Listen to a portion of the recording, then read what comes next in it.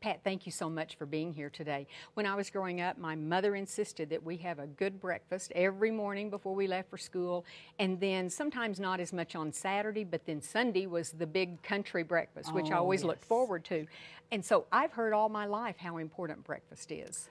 You know, I'm so happy to hear that, because when people ask me what my #1 nutrition tip is, it's to eat breakfast. Unfortunately, so many people are skipping breakfast these days, and research shows just time and time again that breakfast eaters weigh less, they have better focus and concentration, they tend to have better overall diets, and they actually tend to be less likely to miss what we call shortfall nutrients.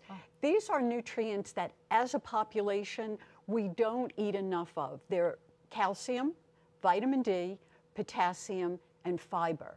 So breakfast is that perfect way to fuel up for the day, as well as to get a jump start on good nutrition. Well, and I can tell too, if I have skipped breakfast for one reason or the other, about mid-morning, I'm really hungry. So if I tend to overeat then, it just continues throughout the day. But if you eat breakfast and then lunch and then your dinner at night, you balance it out. Your energy level stays up. And you know, a lot of people have trouble, the breakfast skippers especially, of what should I eat, and I don't have time.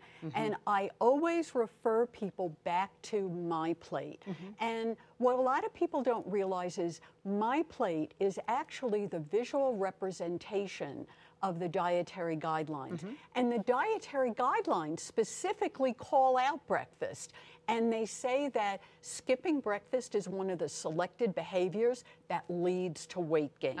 And we know that the whole country is facing that problem now of obesity. Absolutely. And you know, My Plate works for all meals. People think it's just for dinner, because it is a plate, clearly. Half the plate should be fruits and vegetables, some whole grain, smaller amounts of protein.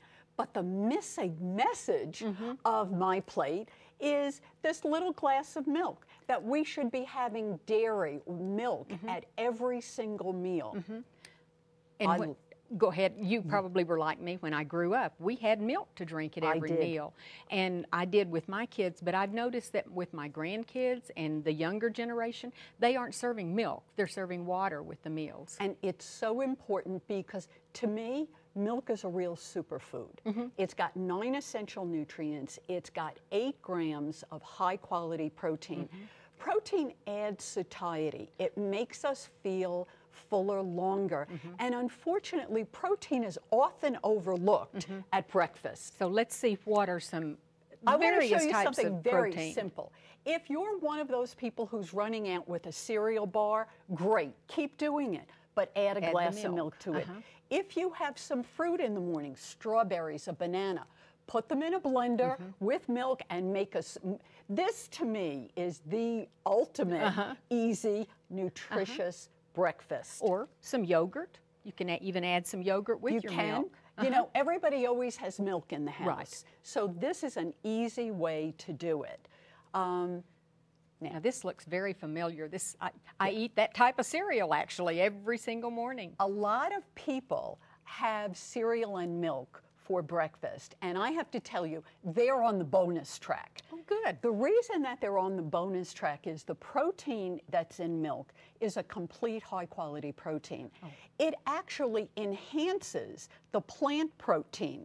So you're really boosting up your whole protein intake by combining cereal and milk. Now, I hate to ask this because it'll let you know what I really like to do is to add a bit of sugar, either brown sugar or white sugar. Now, that's probably a no-no. You know what? It's a question of quantity. So you want to have a small amount. And when you shop for cereal, you really should be shopping for a cereal that is high in fiber and low in sugar. And if you are buying one of those high fiber cereals that is only bran, you need to add a little bit of sugar to it. And then you'll get the sweetness of the milk that will enhance it. But I do like the raisins because that adds some sweetness and some more iron and protein. That's good. And more fiber. So Now, this doesn't look like breakfast to me. No, it doesn't. But you know what? I happen to be a fan of non-traditional breakfast. Oh. And again, we're thinking easy, we're thinking quick. So you can pop some soup in the microwave. Soup. Put it in a thermos. I like to make tomato soup with milk. Again, I do too. boost up the protein. You can have a turkey sandwich, a half a turkey sandwich, a little bit of fruit. Leftover baked macaroni.